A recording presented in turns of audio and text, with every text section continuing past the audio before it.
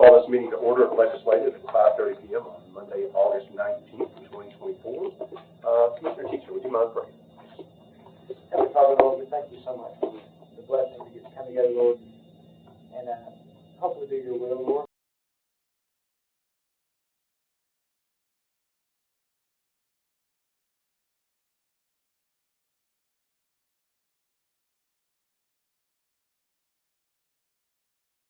Keeping away any spirits of division, Lord.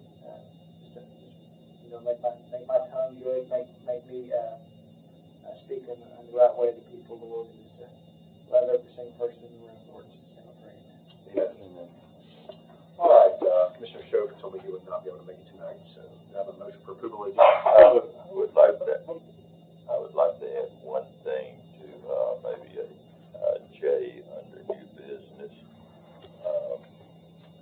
a public building authority. Discussion?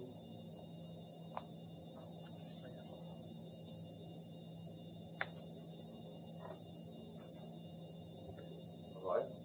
That was just discussion? Yeah. Okay. And a recommendation for an ad hoc committee. All right, any other changes? All in favor, say aye. Any opposed? All right, we have a motion for the approval of the minutes. Second. Motion by Commissioner Rogers, second by Commissioner Teacher. All in favor, say aye. Aye. I'm going to abstain. Recognition of the public. First up, I guess, Robert. All right, you got 5 minutes. So come up and state your name and address for the record, and also what your subject is about. I'm Robert Eaton's address is 141 West Roberts Road. I'm here for the Lewis Head Pub Amendment Number 2. I think it's 1A. 11A. Is it 1A or 1A? No. It's 11A. 11A. That's right, yeah. Lewis Head. And it's number 2, correct? Being lot number 131? Yes. 131. Yes. That's lot Amendment number 2. Yeah, it's directly adjacent to the dollar store. They're asking to go ahead and put in storage units, mini storage units there. And as they put up on the demonstration that they showed us on the overhead in our planning and zoning meeting, the contour lines of that lot shows a crest in the middle of the lot. We have been fighting this whole area for not only 131, but 135 and 137 at the time, which you'll see next month, because they'll both come again next month.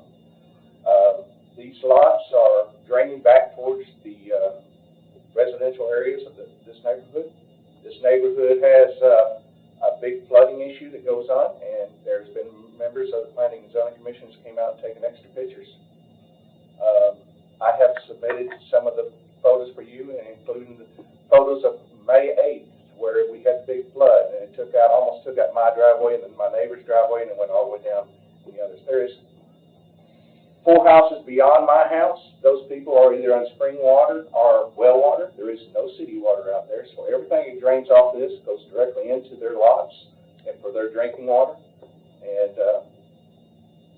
in both of the meetings that we've had prior to, they've not come up with any good way to contain this or keep that water from being contaminated.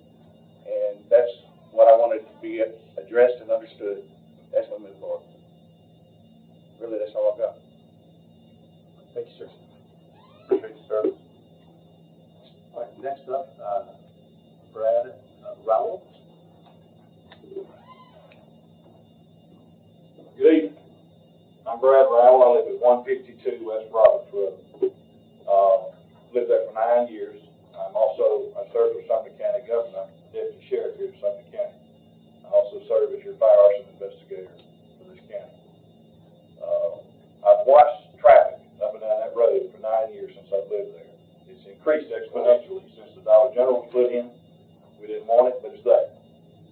Now this is going in, or possibly want to put it there, which is going to make travel on the road even worse.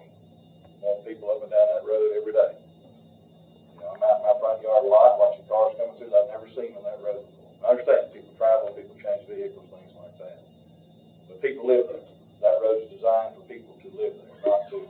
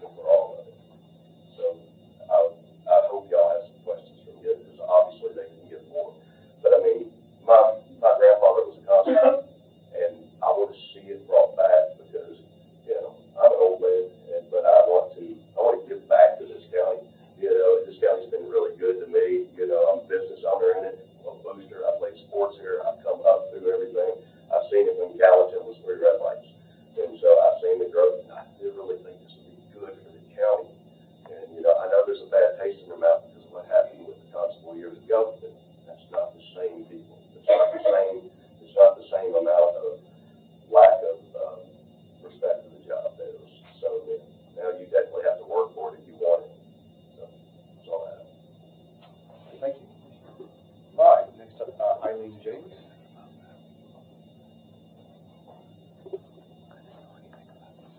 Hi, first of all, sorry, bronchitis 2 weeks ago, so I'm with that. Eileen James, live at 186 West Roberts Road in Portland. First, I'd like to say that I find it rather silly that Mr. Head has bought this piece of land, has already gotten approved for one building, one business, and we've already, in commercial, we've already had to back this through 3 or 4 times. He wanted to add 3 businesses and 3 buildings. Now he wants to add mini storages. I don't understand what he wants. He's got approved for one building, one business. That should be the end of it. I don't know. I would think that maybe there's not, if they're not like a limit on how many times you can change your mind on what you're going to build there. You were approved for one thing, don't build that. We didn't want that, but it got passed. I've lived on that road 11 years now. It is a small road. It is a country road. You can barely fit 2 cars. If you pass the one, you're going 10 miles an hour on the shoulder. We don't need more traffic on that road. Dollar General store has more than enough traffic.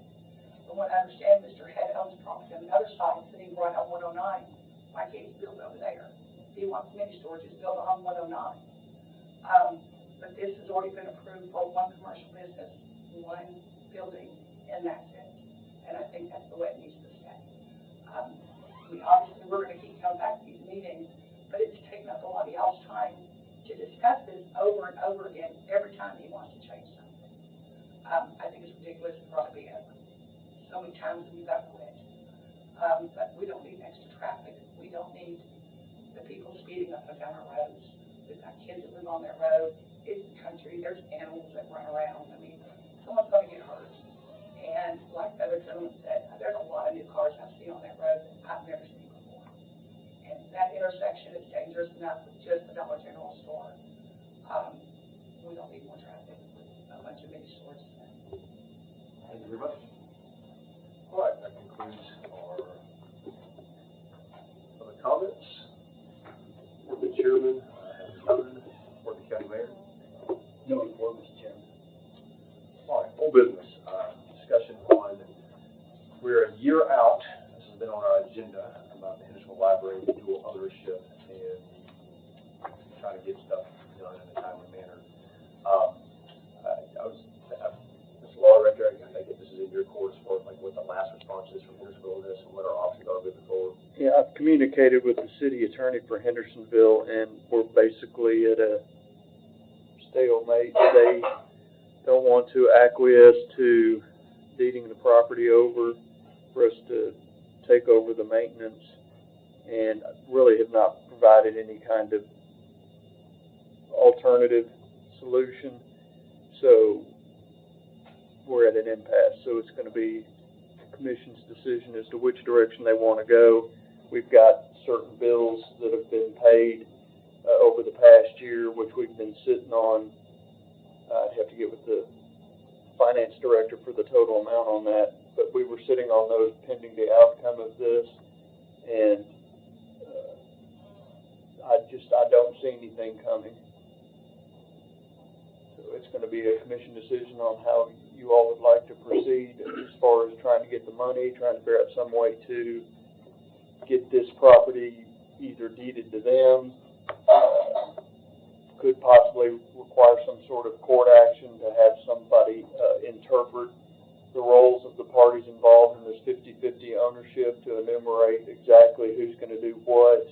So those are the directions we're looking at, absent any kind of negotiation with the city. I'll make a motion for accession. Second. All in favor, say aye. Aye. Any opposed?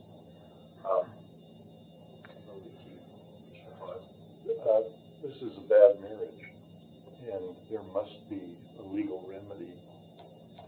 We've discussed this, and from my understanding, at least in the committees that I sit on, there is the willingness for us to walk from the building and walk from the responsibilities.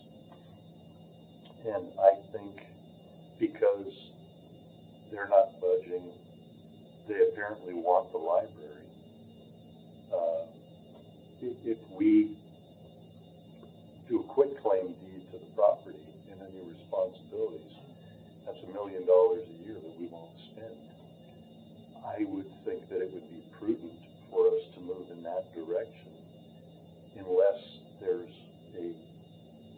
major reason that we want to still be 50% partner on that property and shoulder the vast majority of the financial responsibilities. I mean, we have an agreement with them to pay for maintenance issues. They don't want to do that. So they want to own half the building, and they want us to foot the rest of the bill, and I just don't see that's in the county's best interest, since the vast majority of people who support that library are city people. I know there are county people as well that go to that library. But yeah, I think that's a discussion worth having and researching. I'll say that even though the budget is close to $1 million for that library, the salary portion would not be covered by Harrisville, same as in Portland. We don't own the Portland library. Portland owns their own library. We own Gallatin, we own Millersville, and we own Westmoreland, and part own Hendersonville. So part of that cost wouldn't be, you're not shedding that cost, because we still would maintain and fund salaries, employees, and staffing for the libraries and all the salaries like we do in Portland Library. I don't know what the percentage of match, what that would actually look like without sharing that, what those real numbers would be.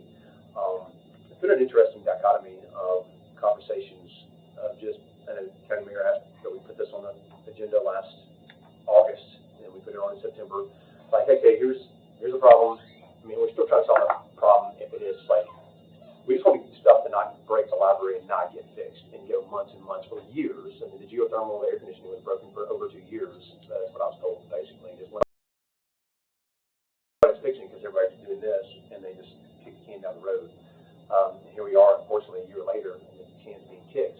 Still, I went before the Finance Committee with the law director back in January, I believe, and said, hey, we just want to solve this problem so the patrons don't have it. And so the original goal was just to reword the resolution of the joint ownership to not be as badly worded, because it left ambiguity there for stuff like that to happen. And I think the point of contention again came in the fact that something breaks. If you have joint ownership, it's up to both parties to replace it as owners. I think Hendersonville was contesting that, saying that wasn't their problem, and that's where we kind of started running into this he said, she said thing, and that's kind of where that came from. Just a little background. I'm fine if we want to quit claim deed it over to them. I don't know if they want to accept it. Unfortunately, it's just looking like it's the same old status quo, so it's going to keep happening, and I don't know what. We've tried unsuccessfully for a year to just, why is this a problem? I mean, give it to us, we give it to you, or just rework it so there's no question on who fixes what, so nobody's blaming other people and nothing gets fixed for months. And that's what's been happening. So I wasn't aware that we paid the staff regardless, so that we paid all the Portland staff. That's got to be the vast majority of the cost. I'd imagine it's a large portion of it, but I mean, it comes down to patrons are not being served well at that library in the past and historically, because things have been broken and the county and the city have not fixed it because they've done this. So we're just trying to say, hey, let's stop doing this and let's move forward on a positive path, and we still can't do that. I don't know why this is so difficult. It's beyond my comprehension, but Commissioner people. I'm just curious, I mean, has anyone heard from citizens what they're interested in it? Do they want the county on it? Do they want the city on it? Do they want? I've not necessarily heard one thing. I mean, I'll interject. I live in the city, and lots of people who use the city library wish that the city would purchase the library. I'm very familiar with one of the aldermen, and he does not say that they do not want full ownership of the library. I did call the city Beaumont, the mayor, and the alderman I know best, who is on finance, does not desire the full financial responsibility of the library. So we could send a quick claim deed to them. I don't know if they would take it. That's not been discussed. And I know we have maintenance of effort on the library hours, and we have maintenance of effort on the salaries, the budget. And I did ask Cecilia Maynor, in the event that the city were to opt to take the library, if we were to give, because my feeling is, right now as a county commissioner, I would find that deed, I would give it to the city. I would give it to them. Everything, the books, the staff, everything to the city. I don't have a problem with that. And I asked her, but due to the maintenance of effort on hours, due to the maintenance of effort on salaries, how could that be worked so that we could offer to give the library to the city and offer to pay their maintenance of effort for a few years on the salaries, etc. And I know financially this doesn't seem to make sense, but you're at loggerheads, then somebody has to come up with something. And she didn't really respond to me. She asked if I would send her a written email about it, and I had not gotten around to doing that because it doesn't sound like, it seems like we could work something out with them where we would pay them what we've been paying them for, I don't know, 4 or 5 years, and then it would just be theirs. It would all be theirs. Just give it all to them and just pay them the, $930,000 a year it costs to operate the library. I know it sounds awful. It's the stupidest thing coming out of my mouth, giving them $1 million a year for 5 years. But then it's the city. They can have their own library board. Their library board will look like them, look like their city, look like their residents. I just know a lot of people in the city would love for the library just to be their own library. So, not for me not having that. So, can we ask the mayor if he's heard anything from them at all? Because he was the original one asked of trying to make this work. I just didn't know if there's. County Mayor, do you have any updates? No, I do. I will tell you, we have a major problem with irrigation. It's going to cost a lot of money that we're working on right now. So that's a planting.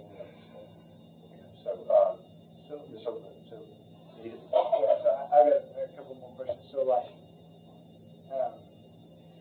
our options are not, there's no option if there's not a way to work with them, right? So I don't understand, what's the reason for no one wanting to work? Does anyone know what that, I'm not being mean, I'm just saying. There's just an argument over the wording of the resolution about the maintenance. And I've talked to the mayor, and I've talked to Lance Ray, and I've talked to a couple of commissioners, aldermen, and they're happy to do the reverter clause. He says that we'll just accept it with the reverter clause, then all this goes away, but we have to accept all the maintenance, 100% of the maintenance. So, And then if it quits being a library, 50% of the property belongs to the city. And another issue, yes, I'll add to this, is that the mayor has asked several times that library be open on Fridays. And that has not been given to him. And it's a level 5 library, and state standards say it should be open at least 60 hours a week. And it's only open 40. So the thing is, it's not just the county, it's not just the city, the library not doing the extra hours, etc. to answer your question, the problem we're trying to solve is maintenance. Because what we're controlling here is the county. We're always talking about report, we're talking about salaries, we're talking about physical location of this property, and things are breaking. That's the whole objective of like how to maintain this. And the way law director's interpretation is that when you have joint ownership of something, you have joint responsibility to fix it, and especially when it breaks. And so that kind of makes sense. I mean, that's just a logical, reasonable interpretation of law, in my opinion. So I would agree with that. And so, but that has not been happening necessarily. And I know that Jamie Clary did say that he was something, I can't remember, the elevator or was another repair that we're going to pay it this time, but we want to get reimbursed for the full thing. You know, of thinking that needed to be reimbursed for the for us fixing a library and joint ownership. So that, I guess my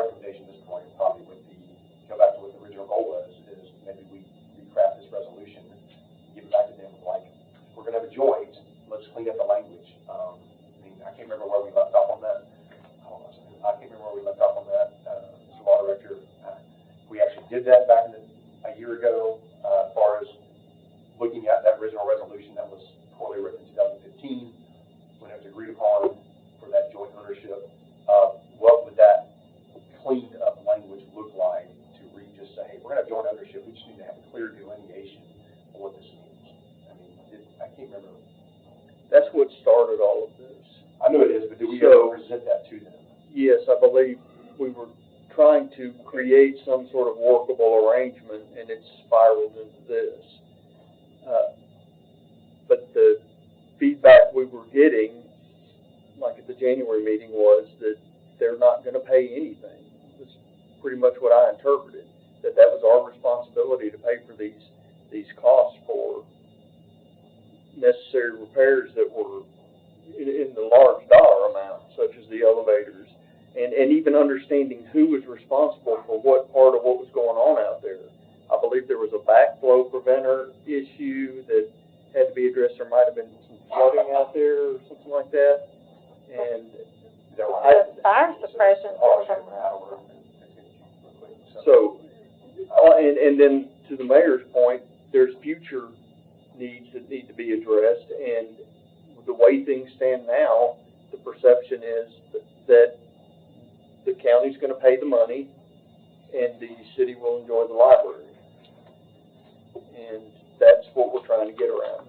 Just make it like the deed, 50-50. If this was just the deed we were talking about, that we'd get a quiet title claim and it would be enumerated by the courts what exactly the roles would be and the portions and who's responsible for what percentage of whatever the maintenance and repairs are. So that would be another option. But we're talking about litigation. Oh, I was just gonna say it was the irrigation system, the fire suppression, the sprinklers that quit working. There was a backflow valve coming outside, I believe, or something, it was leaking outside as well and flooding. But it caused it to not, yeah, Trails it's that not backflow. functioning. So, if it, I want to make sure that there's not a chance of us being the silly ones in the situation. I'm trying to make sure that whatever it is, but either way, I don't know. It sounds like it's that, but not placing blame, just figuring out. If it's a marriage, which it is, then they're going to need to have some sort of representation. We're going to need to have some sort of representation for the county citizens to be equal. Is there a way to have, I know, but is there a way to have either our mayor's meeting or an ad hoc or something? Like, I'm just We've saying, already done it. I know it just seems like there's got to be something that moves forward. It just, I don't know how it could be in an impasse forever. It's like, I don't care whose it is, if people want the library to function. Make a motion to give it back to the city administrator. Read our hands up. Second. Commissioner Clark. So that would mean we will continue to be responsible for the labor. And would that also mean we're responsible for the maintenance? I think it would, if I may, this motion should be geared more to me coming back to you with what that is going to entail. Because we're in some weird area here, because you can't force a quit claim on somebody. So if we do a quit claim and try to walk away from it, it might not be valid. I say all that to say this, we're going to end up in front of a judge, whatever we do. So I guess we need to go back to square one, instruct the law director to go to Hendersonville and say, hey, how can we make this palatable for your city to take your building back? Which is where we've already been, right? Right, no, I'm just saying have me get some better answers for you on what the process of trying to give the property back to him, because it may be trying to forcibly give the property back. That's all I'm saying. We've done everything else up to this That would be point. my motion then, for him to go to the Hendersonville city, say, what do we need to do for you to take this back? I was just comfortable here. No, I'm going to research the legal ramifications of us doing this. Because I want you to go into this with open eyes as we try to force the transfer. So what have we been doing? I'm confused. We've been doing all the negotiating you're talking about, which has led to the stalemate, which has put us right here where we're at today. So now you're saying go back to research before we come to take Hendersonville here, you take your back? Yes, how to properly divest ourselves of this property. So we're getting our ducks in a row for. Yes, exactly. Language. That's fine. Exactly. That'd be my motion. Now, in my second that. Commissioner Hunt. Well, I asked a question as a commissioner, and my district is entirely within the city of Hendersonville. What would happen if we said to Hendersonville, we are planning to offer you a quick claim deed, and just let them go from there? If we say, this is what we will offer you, would it take action from the board to accept it, or could they just not take action, or how could we get it before the board? The BOMA, yeah, it would have to go through commission, and it would have to go through however they run things through BOMA. So we could go to them Because it's a and transfer say, of property. we want to give you the license. Yes. And I don't mind, as part of this research, reaching back out to the city attorney and telling them, this is where we're headed. And that was Daryl's, part of his main original motion, so just to clarify. Okay, I thought we were talking about reinitiating this whole resolution, and He's talking about, okay. approaching Hendersonville. Yes, that will be a part of my process, because I do not want to end up in court on another case. They know it's my name, so, sorry. Commissioner Teacher, your next week. Government Chairman, we done, Commissioner Teacher. So, here's my thoughts, and I like where it's going with that. I mean, ultimately, the city citizens are still county citizens, so I mean, like, to Mr. Hyde's point, I just think, if we could speed it up, and I don't want to go to some kind of a legal ramification, I'd like it to be something that's a win-win for the citizens. It just seems silly to get there. I know it may get there, but like, maybe it's just what he said, if we just said, hey, we're planning on offering this, and maybe they say, well, that doesn't work for us because of this, and they counter it. But it's what you said, right? And so I'm agreeing with that. I think the original motion, I like it, because instead of getting our ducks in a row to just push it down their throat, I mean, if we just say, look, we're willing to do whatever, let's get this thing fixed. I mean, because it's not fixed, right? It's broken. And I think that ultimately it's not about who wins or loses. It's just about, let's just get it fixed. Figure out what it is, because it is ultimately. Yeah. Here's what you need to understand. That it ultimately comes down to. I have one more question. It's just what's right and wrong. And this is, so do we want to just continue to accept full responsibility for the maintenance and fixing everything ourselves, which we can, and just be done with this? It's an option. Even though they should be paying it, but they're not. They are contesting that they shouldn't have to pay it. And that's what's kind of coming. And that is why this wasn't something willy-nilly. This has started because you had an air conditioner that was broken for at least 2 years. And they were saying this is school board responsibility to fix it, which is ridiculous. So it's like you got all these things like, where is this coming from? Let's just fix the problem. Like, why is this a problem? Why is it taking so long? This is why we're finding out it's so painful. So then it involved the elevators were down for a while, and they weren't, they should have been shut down. I mean, and they weren't even fixed for a month or two. And then it comes into this now, this backflow issue. So it's like, the problem is Hendersonville saying we don't owe the county money, but we're not going to pay you money. That's what you need to understand. They're not going to negotiate. I understand that. I'm just saying that still the citizens are losing. And I have one more question before we move on. And I don't want to get out of the queue while it's going. So you can finish, but I want to make sure I'm not asking this other question. Go ahead. I was just asking, is there anyone at the city level that you have not been able to, that will not take your phone call and will not discuss with you? Either the attorney or the mayor or whomever it could be. Like, who is the holdup? I just deal with the city attorney. I don't get beyond the politics of what's going on in Hendersonville. So my and I've got a good working relationship with Mr. Ray, so.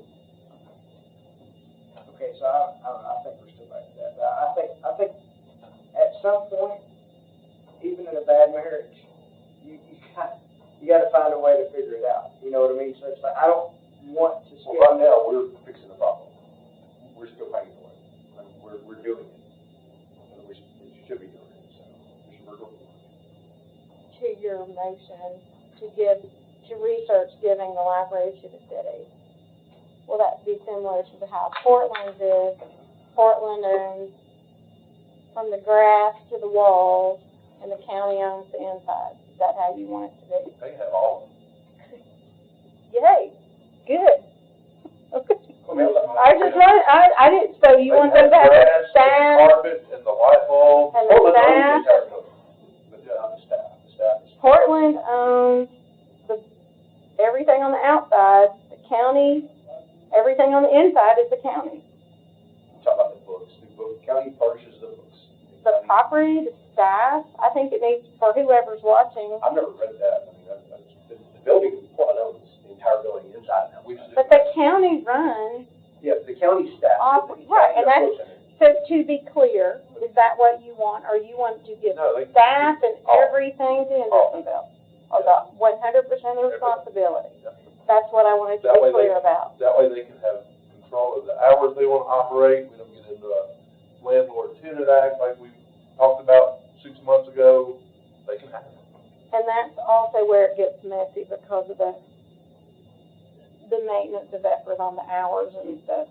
Right. And they'll just have to figure that out in their budget. Yes. Well, I don't know how that works, I don't either. with the state because of the libraries. I just want to be clear, when we initiated this, we always initiated with the understanding that we were going to continue the staffing of the library. That was never a question. This was about physical maintenance and repairs. So I don't want this. I'm second on that one, just because it's beyond the scope of what we've worked on the past year. So I just want to be clear, I know what I'm operating on here. That's what I was wanting to be clear. Commissioner, Roger. Well, I don't have a second. I don't have a motion, but I'm fixing to make one. So I guess I direct the law director to track the idea and the knowledge and the prongs associated with the Hendersonville Library operating the same as all other libraries in the county. Now, question, would that all that stuff just like we did in Portland, Westmoreland, and Milton? Yes. That's my motion. Second. Whew. Call for quick. That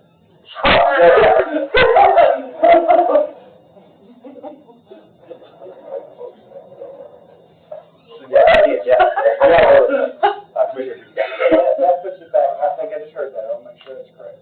That puts it back in the standing of every other library, basically? Well, like the Portland Library, his motion was basically to research the, giving over the full maintenance and ownership of the facility itself to the city of Hendersonville, just like Portland. And the county, it's not about the county staffing it or putting books in it, deliver it. It's just Hendersonville maintains it, they pay for it, the county just supplies staff. So I have one more question before I vote on that. Is how much money are we paying? I didn't know this answer. How much money are we paying to repair, for the repairs that they're, like if we're paying everything, just say that we're just like, oh my goodness, we're paying it all. How much are we paying?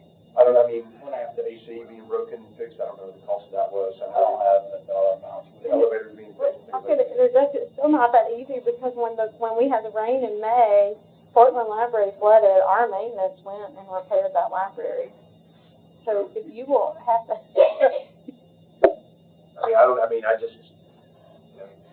It's crazy. Commissioner Hunt? When I made a motion that started us down this road, it had to do with one thing that we're not mentioning, the reverted clause.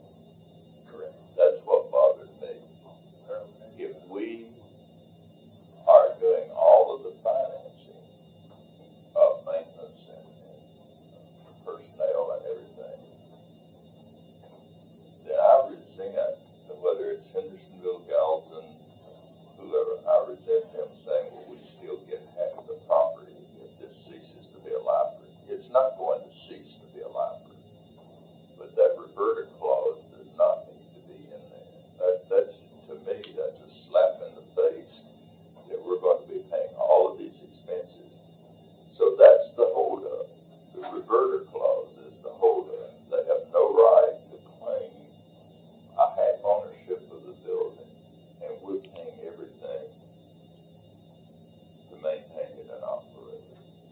reverter clause is what we really need to get at. And your point, when you mentioned that previously a month or so ago, was the fact that should the county decide to go to a different library, a newer, bigger one, a better one, that still reverts, even if you say it's not a well thought out clause.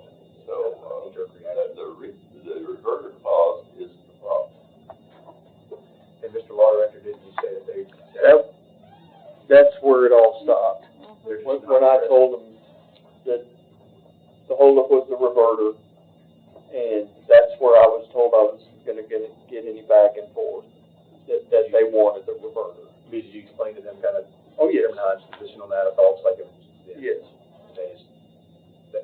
That didn't move them in their thoughts. I didn't get any rebuttal or counter offer or anything beyond that. Well, if we say to them, a quitclaim deed is coming because of this reverter clause, now do you want the operation of this full library, or do you want the reverter clause? And I think we will make that effort with what, with what Mr. Rogers has suggested. But I just didn't want us to forget that that was the original problem, the reverter. We were willing to take it all on, that was Yes. Mm-hmm. One of the other. just to make sure, so we can just stop this and just fix it, move on, just take care of business with the citizens. Any other questions? Commissioner Jones?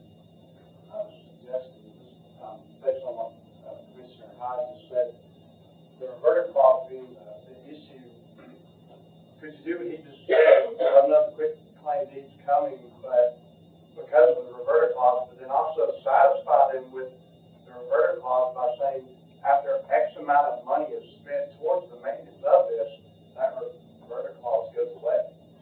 It seems like that's there because the trust issue, with them wondering if we're gonna close it, they're gonna lose an investment. But after they see that we've invested a certain amount of money, like you were saying, at a certain point, that reverter clause goes away. Meet in the middle on that, let them know that they've got some security there, up until a point where we've spent so much money that that's null and void. Maybe 2 or 3 years or X amount of dollars spent in maintenance. Mr. Rogers? It's my original motion, not direct the law director to find out what's needed to make it the same as all other libraries across the county. Well, like four, I guess, technically. Yeah. Okay. I was just making sure. All right, any other discussion? All in favor, say aye. Gallatin is owned by the county. Yes. That's all I know. All in favor, say aye. Aye. Any opposed? All right, motion carries. New business, veteran service report. You're up. Good afternoon. Page 13, you see information. I kind of want to call attention to the last couple of paragraphs. A lot of times I come in and talk about a big back pay we got for veterans. Last month, we had 3 different veterans that came in that had been victims of sexual assault in the military. And they came in, one of them came in mainly just to find a mentor, which she found in our office. She's doing way better than she had been in the past, but she just keeps coming back and checking in with our veteran service officer just because she's been finding support. So, for us, it's not always about the money, it's about kind of how we treat our veterans with dignity and respect. On the outreach thing, I'm going to not continue this anymore, Dr. Teacher, but I want to thank you for a suggestion over from church. We've got 4 veterans in last month through an outreach program with the church. The VA just put out a press release late last week that we are on for our PACT Act outreach on September 12th. It's going to be at Our Lady Lake Church from about 1 to 6 p.m. on September 12th. So that's going to be the VA healthcare. They're going to have the executive director of the VA regional office coming down to talk about veterans benefits and veteran services in general. And then we're going to have some state and local folks there as well. So I'm kind of excited about that and looking forward to that next month. Also, Monday, there was a lot that was said at the commission meeting, and I was a little taken aback by it. So there was a research with the clerk on Tuesday about the wheel tax. And there were a couple of specific facts, a couple of assertions. I wasn't able to in my research, I wasn't able to support all the facts that were mentioned either in the news story or in public. And I did find that the clerk had changed the procedures by the end of May, and our May report to the commission, we kind of highlighted a 93-year-old veteran who come in. He got his letter on like the 25th, saying that he was now permanently and totally disabled. We brought him over to the clerk, and she refunded what he paid on the 24th. So they've been kind of bending over backwards to kind of get the refund done for the veterans. I was a little taken aback. And my personal experience in working with the veterans in the county has not been, it was not reflective of what I think was reported to the commission, so I just wanted to give you that feedback. And just some numbers, in the last week since that story ran, we've gotten about 6 to 8 inquiries combined between the clerk and the Veterans Office, and they've already refunded 4 veterans additionally their real tax. So in some respect, I'm kind of happy that we got some additional attention on something that was a misinterpretation, not an error, really, in my opinion. But the scope and scale is significantly different. And just by comparison, the allegation was that we had shorted veterans in the county by $600,000 over the last decade.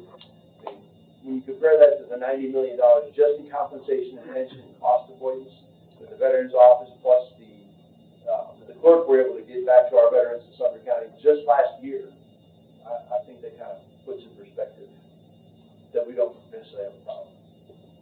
My understanding is it fair to say that it's more than thousands of dollars, not hundreds of thousands of dollars?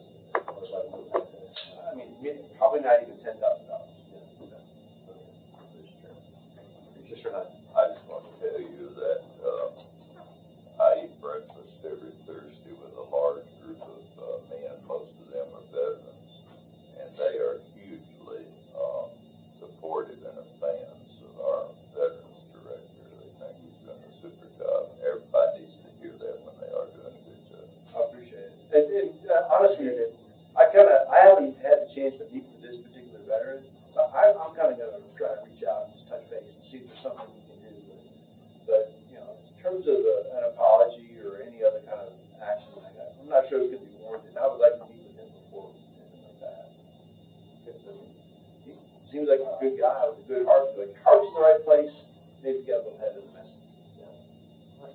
Thank you, sir. Thank you, appreciate it. All right, next up, item B is a report from the Parks and Recreation Board ad hoc, which I was not here last month, so I'm not familiar with what this is about, so I don't have anything to report. Commissioner Klein, if you can entertain that. Yeah, last month, we formed an ad hoc, Jamie Teachner, Merrill Hyde, and myself, and I think we got bogged down by the budget, is pretty much, so we haven't even begun yet. Okay, so there's nothing to report. Mr. Law Director, I guess we're good item C. I mean, is there anything for your report there, or is it pretty much the same? It's just your report of the Parks and Recreation Board. Yes, it did make up. I've done some research on this. I saw the minutes like from the September, October, and November of 2020. My understanding is, I think I said it a couple months ago that I'd make a motion to rescind the repeal of the Parks and Recreation Board and eliminate it. I didn't vote for it. I didn't vote for the committee. I didn't vote for the grant, the park, for greenway reasons. I'm still opposed to it. I understand the Fairlawn Park, the money was given $500,000 to restore that house and create a little mini park around it. That's all that Will and Trust is about. I think we're still trying to wait for that money so the county can start fixing that house. Obviously, we've shown interest in protecting properties of historic and cultural significance in Cottontown, trying to preserve things that got torn down that we would have preferred that didn't get kept torn down. So I think we've shown good faith in trying to restore historic buildings. So unfortunately, it sounds like a pretty convoluted issue of the Brown Park, the Trust, the Brown House, as well as this Parks and Rec Board. And I never found a resolution where the Parks and Rec Board was actually ever created by resolution, so it's like valid to me to begin with. That was going to be my report. I see where members in the minutes were appointed, but I could not find a resolution creating this board. Well, my question would be, if a board was never officially created, is there anything there either even dissolved, or is it just dissolved automatically, or is there any action need to be taken because it doesn't exist by resolution? My opinion is it doesn't exist, so I don't know how all these appointments and I don't know how they would stand up. So I believe the appointments were initiated by the mayor at the time. September 2020, if I'm not mistaken. And then, yeah, September 21st, 2020. And that's the closest I could find to anything referencing a Parks and Rec board. So I don't know what's governing them. I don't know what they're operating under. So I've got nothing to tell you on what the scope of their work should be, because the commission never ratified any kind of Parks and Rec board.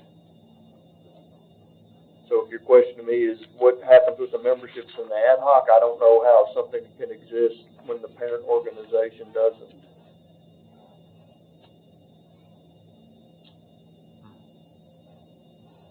Is anybody else aware of a resolution? Because No, I've researched that. Commissioner Hyde and I were on the commission at the time, so I've gone back. I don't remember. No, and I've looked at the minutes and agendas for like a year, 2020, 2021, and never found any resolutions, so I went through all of them in preparation for this meeting. and I looked before 2020, but the 2020 minutes do specifically say that the people being appointed are to the new board of the Sumner County Parks and Recreation Board, parenthetically, new board. No. The minutes of the committee of committees on September 21st as well, they met before, 30 minutes before the full commission meeting. Correct. They talked about that as well, and then it moved to the full commission 30 minutes later, and then the full commission, well, majority of them voted on it. I did not. So I would leave that at the committee's will. Just roll off the agenda when you keep listening. I mean, the Parks and Rec Board doesn't exist, so I guess I would just want to make sure that, if I'm not mistaken, I think the Parks and Rec Board has met in the past year or two, which they shouldn't. There should be no meeting of a board that doesn't statutorily exist, or at least by resolution or approval by the commission. I'm unaware of the meeting. I'm pretty sure there was one called. I'm not doubting you. I think there was one called in February or March of this year. So I guess we just need to make sure that board is dissolved.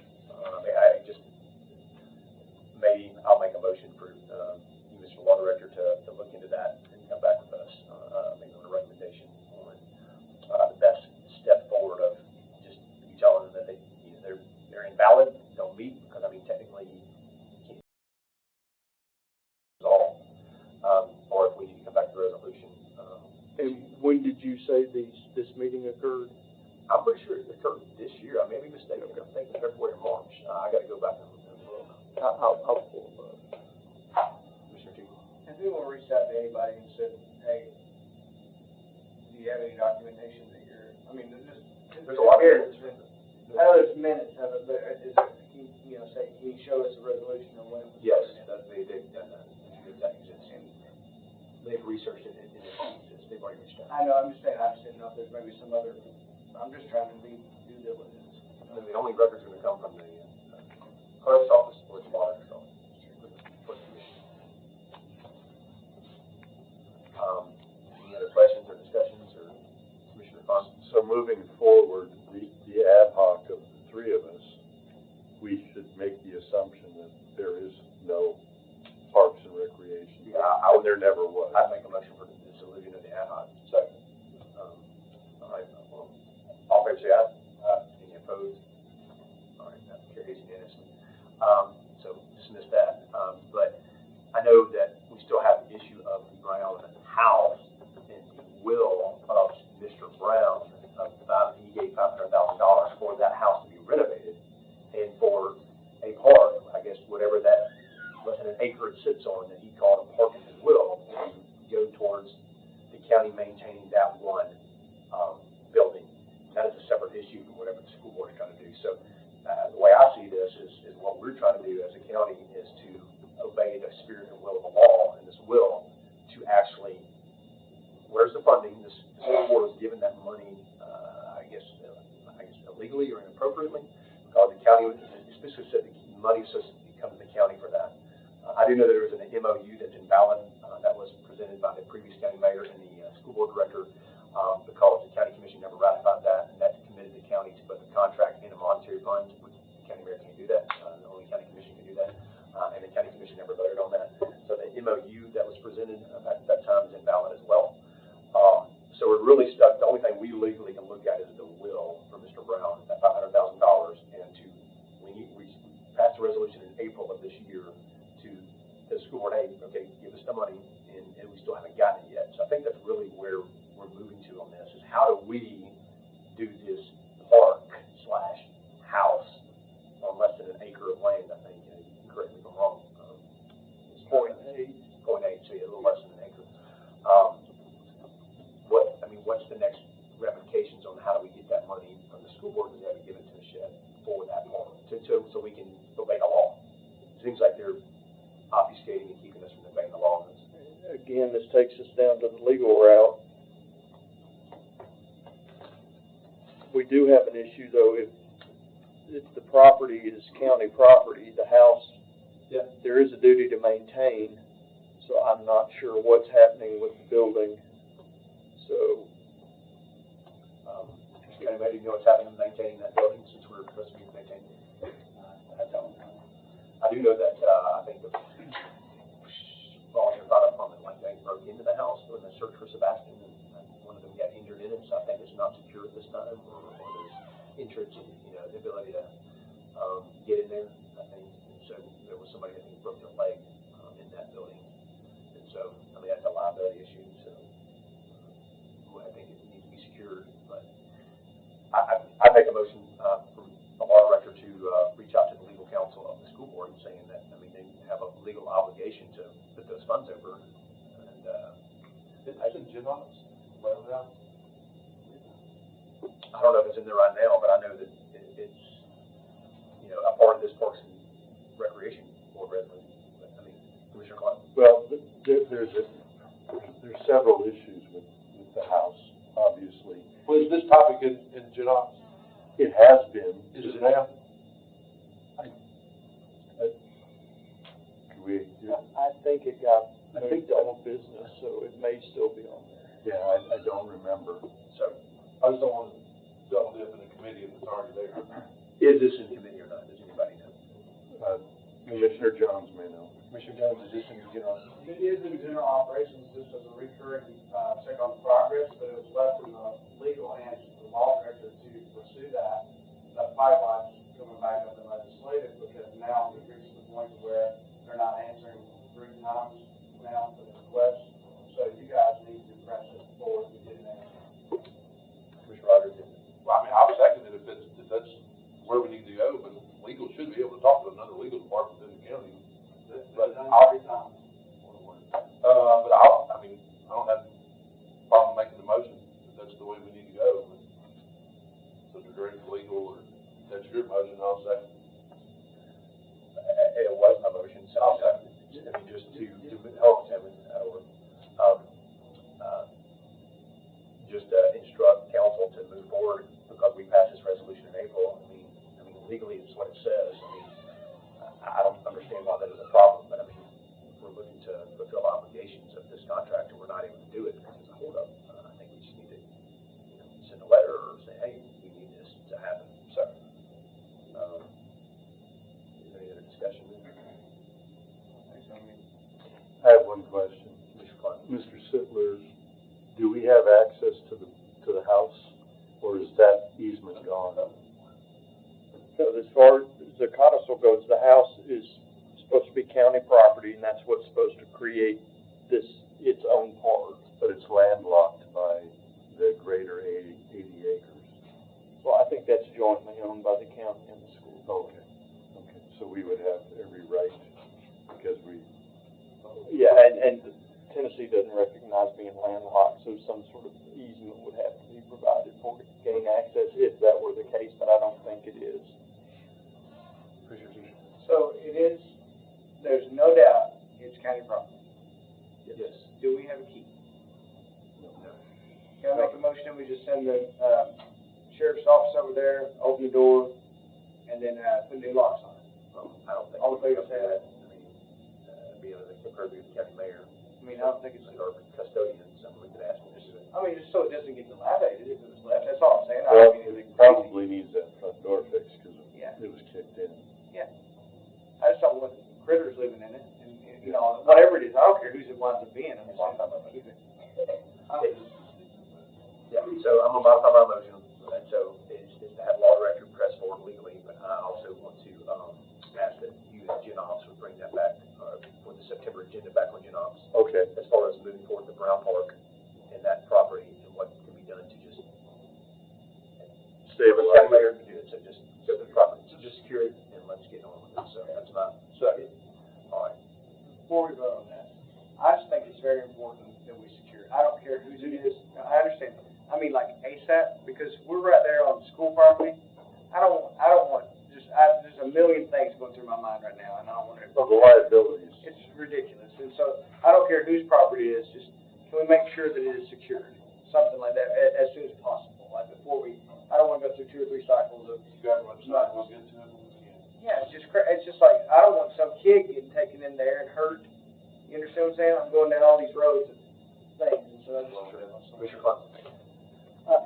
I was of the understanding that we've already tried to communicate with the lawyers, or the law office of the school district. I'd like to see if Mr. Sidler can respond to that. I've not talked directly to them because I do not know if he represents the trust. So I'll probably have to find out, and the mayor may know if he does or doesn't. So the mayor is one of the trustees. So can we ask him now? Yeah. Mr. Mayor, Who's the legal? We don't have a legal representation. you don't have legal representation? So Well, I'll still reach out to Mr. Presno, and just I'd hate to him not be in the loop. So my motion is for our legal counsel to reach out to legal counsel of the schools or for the trust or the will or whoever and tell them to move forward with this and also come back to us for security building. Better second. All right, all fair side? Any opposed? All right, move on. Discussion of constables. Mr. A little background here, Mr. Griffin called me, and you know me, I think he also called, spoke with Mr. Rogers, about this, and, I told him warned him that the county had gotten rid of constables, there were problems, and Commissioner Hyde was on the commission then, it predates my time, so, I don't know the full story, I know there were problems there, but I wanted to ask me to give a comment and present for a couple minutes, but if you guys are okay, the Constables Association to just kind of tell us what's changed, if you don't mind us suspending the rules for. Motion to suspend the rules. Motion by Commissioner Klein, second by Commissioner Teague, all in favor say aye. Aye. Opposed? All right, if you two gentlemen wouldn't mind coming up and just, I guess explain to us just why, just what's changed when Sumner County shut down the constables, I think in 2010 because of legal issues and all kind of bad stuff happening and the commission shut it down. Why would the commission bring that back? What's the benefits there? What's changed? Mr. Griffin talked about in his public comments. I'm Steve Magrum. I'm the executive director of the Tennessee Constable Association statewide. I've served as a constable in Maury County for soon will be 20 years. So I was a constable back when all that transpired. A lot of laws have changed. One is the training. We have worked with getting the laws changed up the training for constables across the state of Tennessee. One is you're required to put in a minimum of 40 hours of in-service training annually, just like any other full-time police officer. Through that training program, we have set it up through the Academy, which is what a lot of the police departments and sheriff's department are doing across the state. So, with that being said, you're getting post-certified training just like police officers do. The advantage to the county is this is a free service. You've got guys, ladies that are wanting to get out and serve their community. They provide their own patrol units, their own uniforms, their own weapons. They pay for their own training at no cost to the taxpayers of Sumner County. This is something that's free. And as the world is today, we need every police officer we can get on the streets that's willing to fight for the good folks. To the best of my knowledge, there's never been a constable that's cost the county 1 red cent across the state, to the best of my knowledge. So, there will be lawsuits that's been filed. We've had other counties that, that talked about doing away, but when we showed up, we presented what the training is and all that, and we've saved these constables. As the executive director, and I'm from another county, but I think it would without a doubt be an asset to the county and a benefit to the taxpayers. Look at it like this. If you live in a subdivision, some of these folks was talking about their subdivision, that constable that lives in that district may be the closest law enforcement officer. If your parents' home's getting broke into and they hear the call come across the radio, they can respond and maybe be there in 2 or 3 minutes, where it may take a deputy or a police officer 15 to 20 minutes to be able to respond to answer that call. But it also frees up your full-time paid law enforcement officers if these constables are serving civil process, and that's how we get paid. We serve civil process. So if you go in and you sue somebody, the fees that you pay, that's how we as constables make our money. So that frees your full-time law enforcement up to do what they need to do. And we are steadily working to increase for a good example, last July, a year ago, July, one of the laws that we pushed to get through passed, to be able to run for constable or to be able to be appointed to constable, you must pass a psychological exam, just like a full-time police officer. We're working on legislation now to get pushed through to where you're required to, I think it's 128 or 130 hours of in-service training. If you're a new constable coming in, if we're hoping to get this law pushed through this year, to where if you're new and you're coming in, you're required to complete this in-service training before you have law enforcement powers, before you can do anything as a constable. I'm happy to answer any question that you may have that I can answer. Thank y'all for being here. Thank you for having us. So, who do you answer to the sheriff? Is that how that works? Who do you answer to the county commission? Who do you answer to?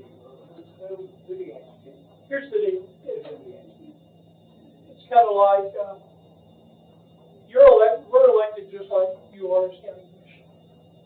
So here's the deal. If there's a complaint, our association, if you're a member of our association, we have a review committee, a review board. If there's a complaint filed on the constable, and if it's not illegal, if they have violated the law, then we address it ourselves. But if you call me as a county commissioner and go, hey, Steve, we've got a constable up here, and boy, he's really just doing some stupid things, and he's violating the law, he's doing all this and that, I'm going to ask you to send me an email on that. Then, as the association, we're going to come to the attorney general and present it to him and go, hey, you need to look at this. Yes. Just like if you've got a police officer that's out of line, the chief of police or the sheriff is going to take it to another level and have somebody else to investigate it other than his own agents. So, sure. In a situation like we're talking about here, what would happen if we would go see Ray Whitman? As a matter of fact, I served with Ray many years ago. I'm an old guy. Back when he was an assistant United States attorney, I was special agent for the Federal Drug Enforcement Administration. A lot of constables, folks that come on board, got elected, are former police officers, older folks, and we're not out there trying to be hot shots, stop speeding cars. We have the authority to do that, but that's not our role. Our role is to sit back and just more or less be a set of eyes and be helpful. I'll see an accident, I'll stop, I'll get over there, I'll put the blue lights on my car, do what they gotta do so they can get out of here and commit the traffic. I have a lot of law enforcement experience and background. If the sheriff needs help, I'm available. If the chief of police needs help, I'm a Wilson County constable. I can go see the chief or I can do whatever they need. We're an elected official, so we're not responsible to the sheriff. And sometimes, because we're not responsible to the sheriff, there are some sheriffs that will get over there and say, well, I can't control it. There's nothing to control because we're not over here trying to take over your folks. Now, in certain parts of the state, some of the constables are allowed by statute to have marked vehicles. I don't have a marked vehicle. I have a Lincoln, and I have blue lights on my Lincoln. but when I was a DEA agent, I had a Cadillac too, and I had little red lights and blue lights on that. So I mean, it works out nice in the sense that you have somebody that if the sheriff can't do something, and it's something that you folks would like to have done, for example, the mayor could call up the constable and say, look, sheriffs don't have deputies to go over and do A, B, C, D. Is this something you can look at? Sure. But we all have a job, you know, so we work when we can. Sometimes we work at night, sometimes we work daytime, sometimes we ride with the deputy. You know, so I mean, you benefit from having someone who cares about the county, someone who's willing to learn and do what needs to be done. Mr. Hyde? Yeah, questions and statements. When I was much younger and much dumber, and just moved to Sumner County, I ran for constable and was elected. No, it wasn't. But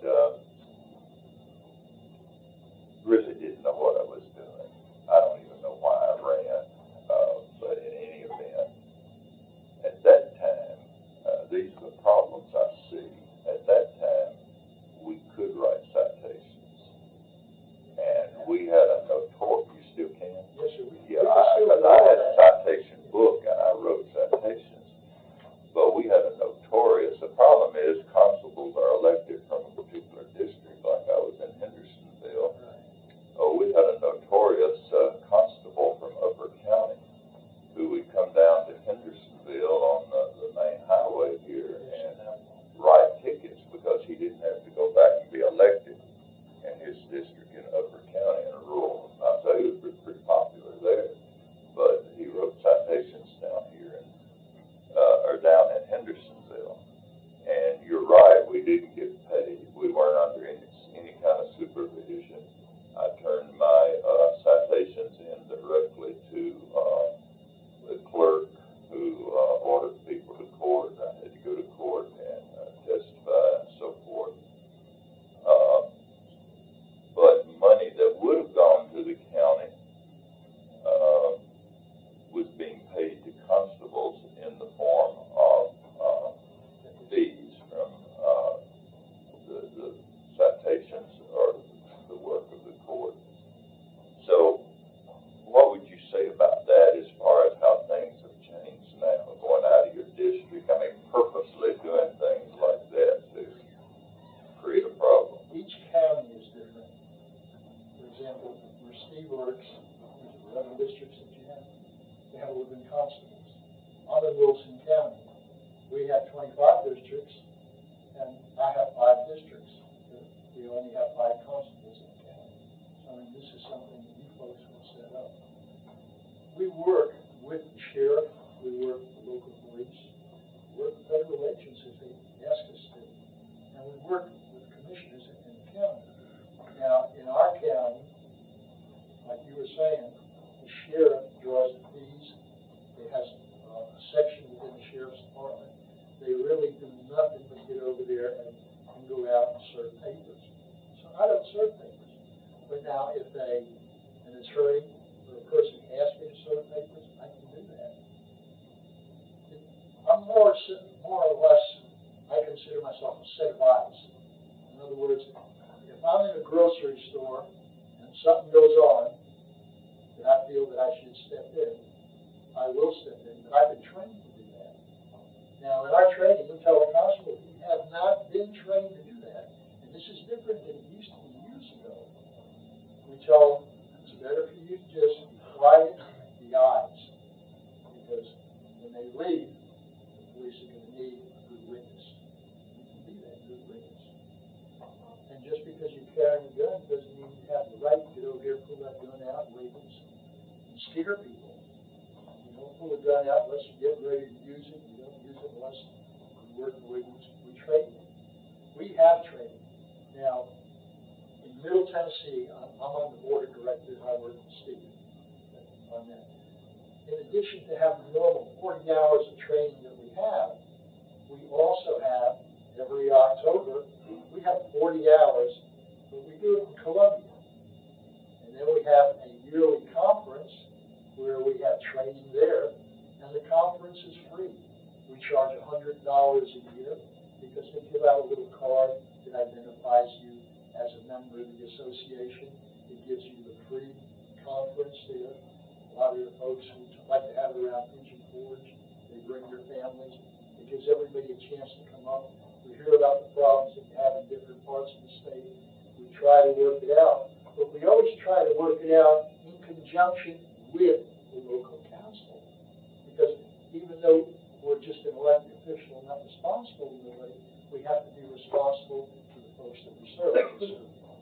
So I'm going to dovetail off what Commissioner Hyde was asking, I guess. Because we're limited on time here, so we're going to speed up. So, Sumner County got rid of constables because they were a problem. So that was 2010. And my question is, like, is there, you said that each county is set up what they do with their constables. So, for example, question about citations and aggressive, just basically policing for profits. I mean, let's be honest. So, can a county say, hey, if you're going to write tickets, you can't profit from it? I mean, what control does the county have on a constable on their ability to make profit or anything like that? The constable, there's two types of constables. There's two oaths that you take.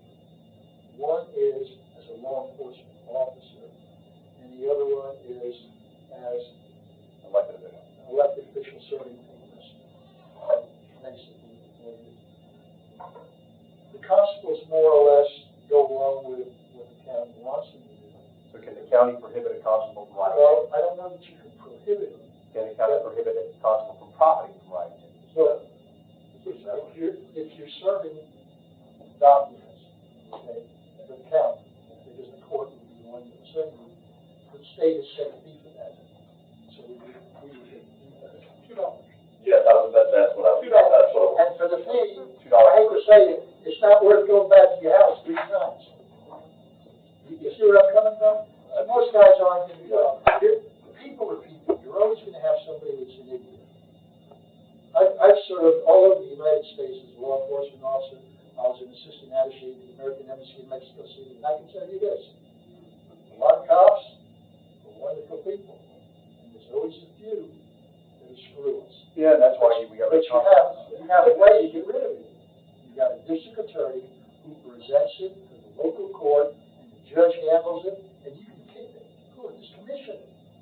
You can stop that constable from being a constable without getting rid of all the rest of the ones that are doing good work. So you do have control, which is something a lot of folks, don't understand that. But back to, if you don't mind, back to your question. A constable gets, if I write you a citation for speeding, for one, I better be certified on the radar, okay? Because otherwise, when you go to court, it's going to get kicked out most likely. And you have radar, you would have radar. They're required to be radar certified if you're running radar. We're talking over 40 years ago. Right. So we back before any of that.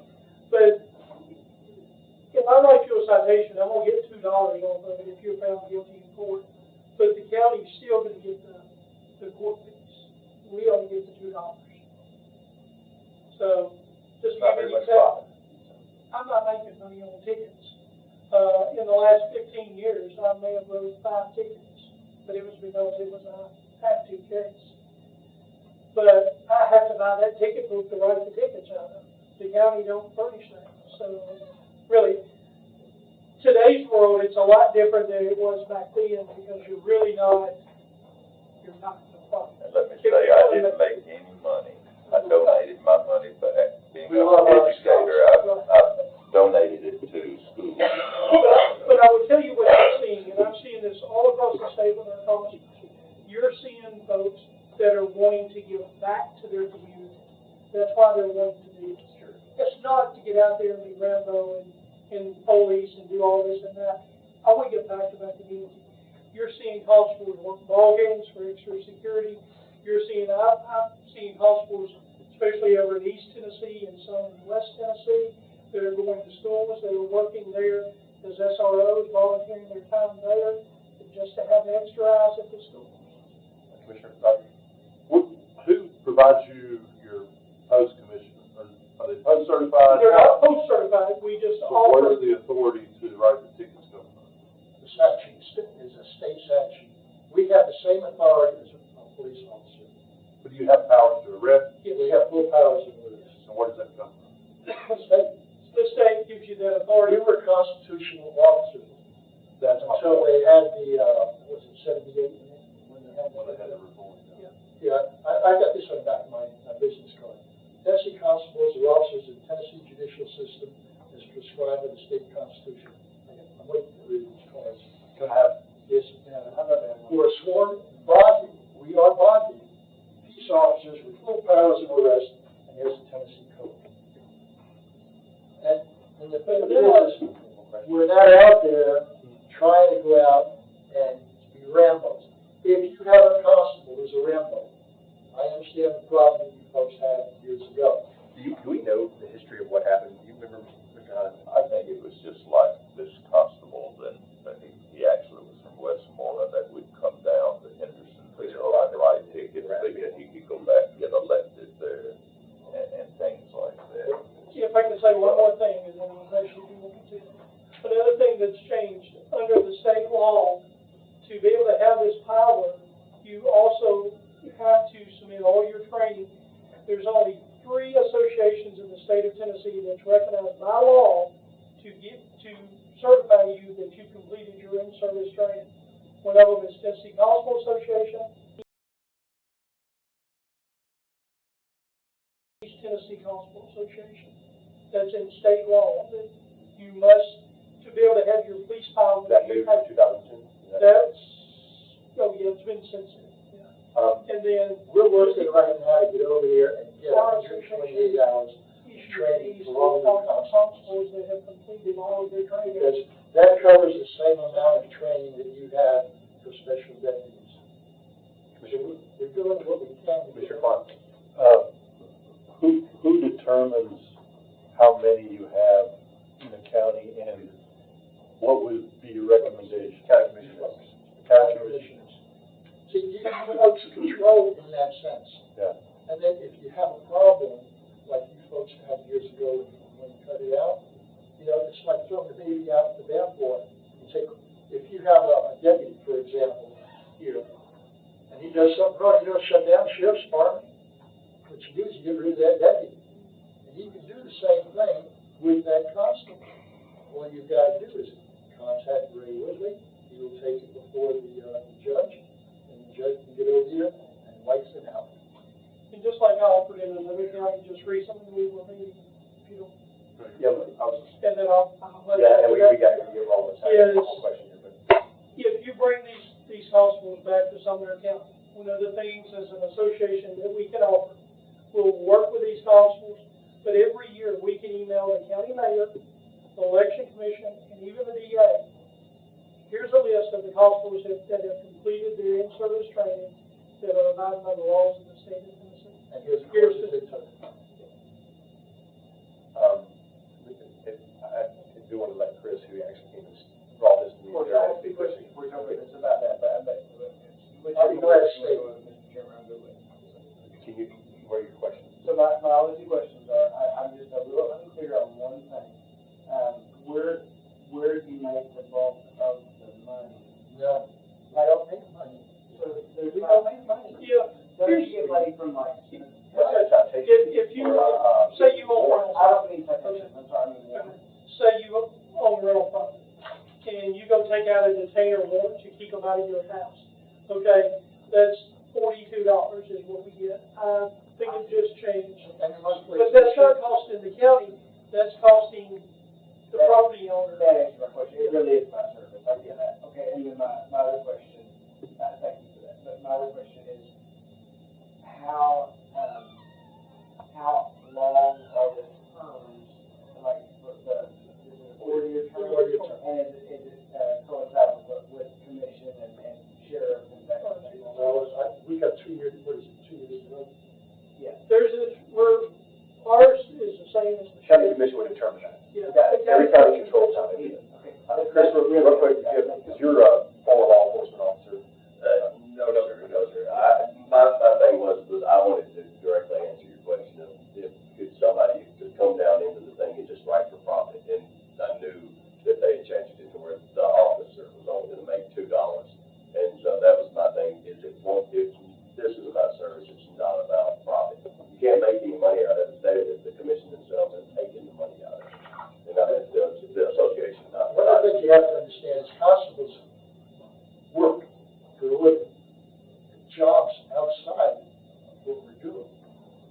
can't afford, well, I can now because I'm retired, but I'm talking about, normally I couldn't afford to get over here and take my day job and go spend 4 hours in court, wait my turn to get over here and get somebody a ticket. So I had to think twice before I would give somebody a ticket. If you got somebody who's going out here, give a ticket, I would suggest that someone have a long conversation with them. Because they're playing games, that's not what we're here for. We're here to help. The sheriff has got deputies out there, very well trained, they have their own gas, they have a marked car, they can do whatever they want. And they're constantly doing this here. Real quick, anybody else got a question with them? Here's what I guess I would like to see or recommend, Chris, since you reached out to us, myself, and Commissioner Rogers, and you guys, is like, I'd love to just put this on old business for next month, and just, because I didn't invite our Chief Deputy Craddock to come tonight, and gave him a heads up. I was going to give Sheriff Weatherford a heads up, an unfortunate passing. Kind of the timing of this is kind of crazy since you guys reached out. We love to come. So, but Chief Deputy Craddock wasn't able to come tonight. I just gave him a heads up. Hey, they're asking if you guys come out for it, but I would love to know what was bad back in 2010. If you guys could provide me a document or an email, just like, hey, here's what was happening that was screwed back in 2010 when Sumner County got rid of constables. Here's how the laws have changed to put corrections in place and buffers in place to correct those things. That the reason the county commission got rid of constables. I would love to see that in writing, if that's possible. You can supply it to this committee, we can get it back for next month, just so they can see in writing, like, what's the difference before this committee makes a vote something up or down, and just so we don't say about it. Can I say one thing? I did also today reach out to the Attorney General and to Mr. Craddock himself, and spoke with them, and I left a message for the mayor, the county mayor too, to tell them, to give them the heads up of what we were doing and what we were talking about, and just give them, show respect that I wasn't trying to do anything like this behind their back. Sure. Just, if they had any questions to talk about it. Sure. So, I did talk to him directly. Great. I'm going to bring us back in session if we're good with that. Thank you guys. Appreciate it. And if you guys can get that to me, it'd be great. Yes. I'll make a motion, or I'll just say, let's move this back to old business, that's okay. And just so we can have a report emailed back out to the committee for September, and more information. All right.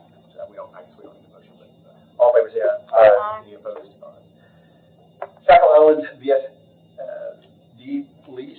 My understanding this was kicked back from Shackle Island, and Mr. Law Director, I think you had some concerns about this.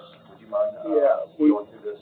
It went through, I believe, Mr. Rogers' committee, and they agreed to push this through the legislature with a positive recommendation, I believe. What had happened is I'm not even sure how it got back here. I just got it secondhand, but there was a notation on page 2 of the contract, and it speaks to itself, their notation. But this could easily bankrupt us.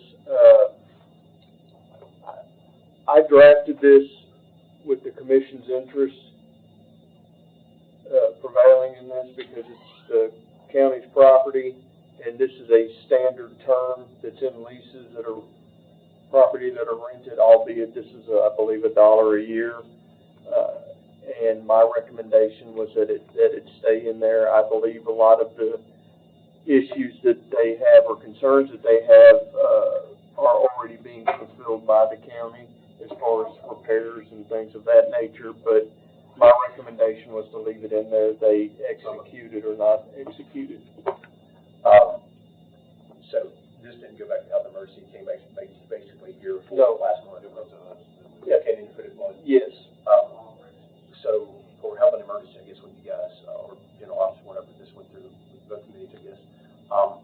Was there any problems with keeping this in there and saying, hey, because I know the county pays for everything. All they do is pay for their own utilities, like electric and water. My understanding is that right, Mr. Cunningham? That's correct, but if you execute this lease, then we don't do any repairs.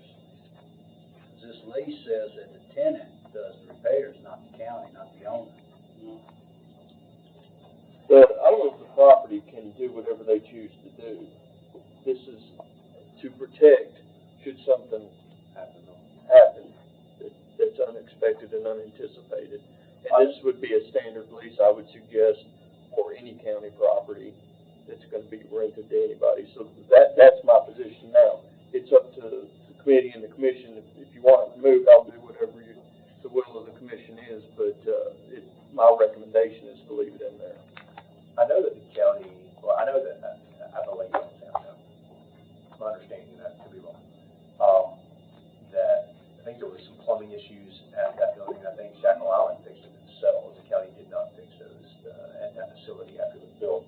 I don't know what else we have done. I know we've done like gravel and stuff in the highway department out there. I don't know of any major repairs that I'm, to my knowledge, taken on. I think they've taken on a lot of stuff themselves, but, Commissioner Ryder. It says here that if the tenant refuses or neglects to make any necessary repairs, that the landlord shall have the right to make such repairs made on behalf of the tenant. So, I mean. It does also say such work shall be paid for tenant as an additional rental within 10 days of receipt of the bill. I guess if we chose to. So we can reimburse them if it's a toilet broke. Or we don't charge them. We just do it. It's yours to enforce or not enforce is my point. I think it's. I think we should leave it in there and let it, I mean, it's. Well, it seems our covers both bases. Well, Go ahead, he's going. our EMS lives there, and it helps cover them. It's a county building, so my motion is leave it in there. That's Director of Law. Second. Commissioner Duke. I'm good with that, but I think that it was just misread, but whoever just read that. I'm for it, 5 minutes. Cause it said the landlord should have the right to make such, it says landlord should have the right to make such repairs, like if there's something's wrong, or perform such maintenance on behalf of, for the account of tenant. So, okay, if you stop there, it sounds great if you stop there, but for the tenant, it says, and in such event, such work shall be paid for by tenant as additional rental within 10 days of receipt of bill therefore. So, I'm good with that, but I just want to make sure that we know that is protecting the landlord over the tenant, which I like, but. If the tenant refuses to make the repairs. And you send them a bill. Right. Yes. So that's what I'm saying. Good landlords like we've always done. Absolutely. And not send them a bill. And not send them a bill. Yes. So they don't overcomplicate it. I agree with that. I just want to make sure that we were on the same page, because we are able to force them to pay it as part of the lease if it's deemed necessary. Correct. How much stuff do we do in this county on the gentleman's handshake? I know. Let's not overcomplicate a lease agreement. Yeah, I agree. I just want to make sure that's clear to the folks who are listening at home. So. Just to recap, Mr. Water Director, based on our understanding, Mr. Rogers' motion, that we have the right to make repairs, obviously, or, I mean, we can bill the tenant or not, that's up to the county's discretion whether they're going to do it. Obviously, major repairs, not going to do it, probably more than likely, because we also have an EMS station there, where it's a county building, they don't own the building, they're just basically, I think, just agreeing to pay for, like, their water and electric. And I think the county even, well, at one point, the county was supposed to be reimbursing them for the water, electric, that the EMS was paying, and I don't know if that was ever happening. I think the volunteer fire department was actually paying for the county EMS to be there with the bill. So, My ultimate point in all of this is to protect the landlord, which I've been retained to draft on behalf of the landlord. The landlord always has the discretion to enforce the provision or not enforce the provision. That happens all the time. So that's why I'm sticking with my recommendation to leave it in there. If y'all choose not to enforce it, then that's entirely fine. You got a motion and a second, legal. Landlord, any other discussion? All in favor, say aye. Any opposed? Motion carries unanimously. Billable EMS MOU, little background on this. I think there was a question saying we don't own the building, we can't go to it. So I just simply, Chairman Hyde last month asked me to go to the bill and say, hey, can we use it to fix the building? And I did. They sent back an agreement. Our water director looked at it, changed, I think, 2 things, sent it back to them, and they said, great, it works for us. And just, this is just for us to prove so that we can go ahead and start doing exploratory. This is basically Miller was saying, yes, you have permission to fix, do whatever you need to on our building because your EMS is there. We're not going to stop you. So moved. Second. All in favor, say aye. Aye. Any opposed? All right, motion carries unanimously. Item G, resolution Magistrate of Public Records Jail. Motion by Commissioner Rogers. Second by Commissioner Teacher. All in favor say aye. Aye. Any opposed?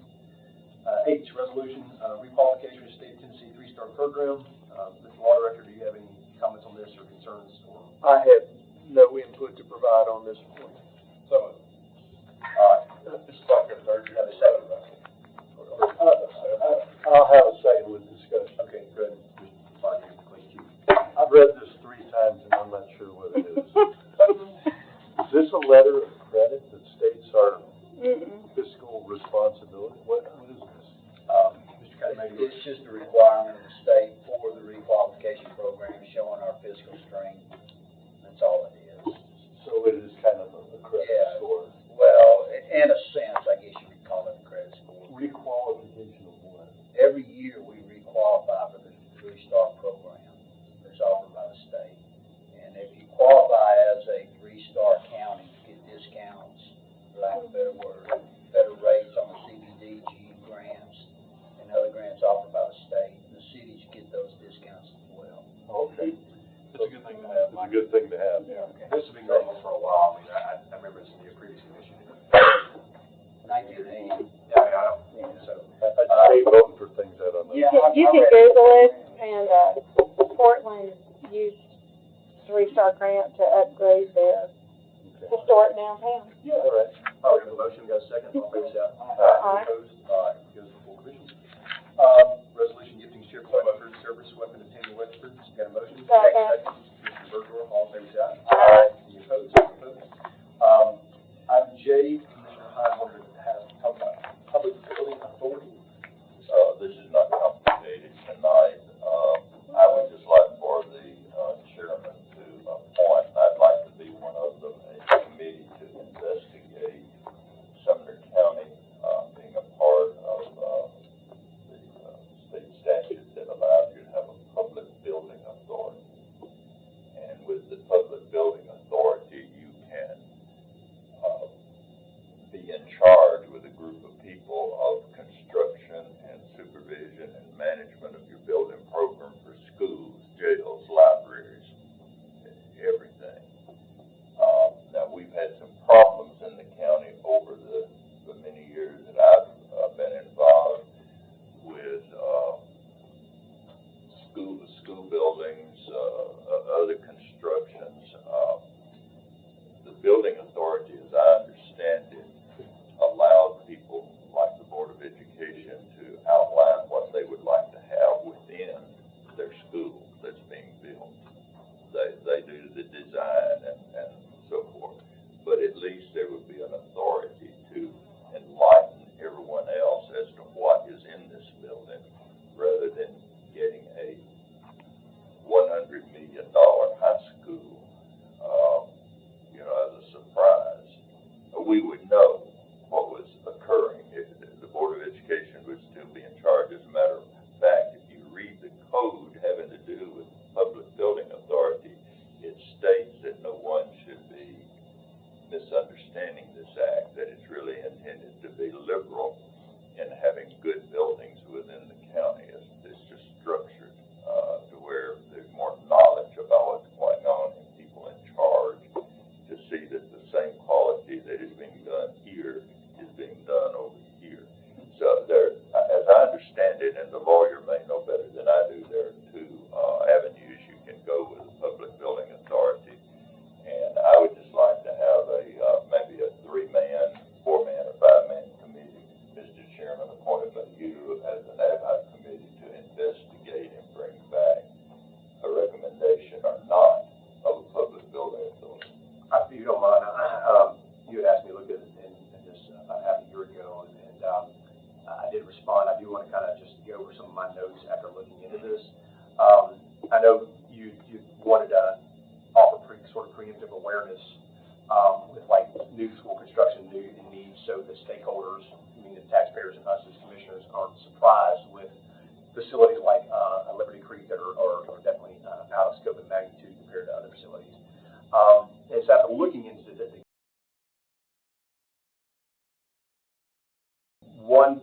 some of the things I didn't feel at the time it really aligned with your expectations. So one of the things is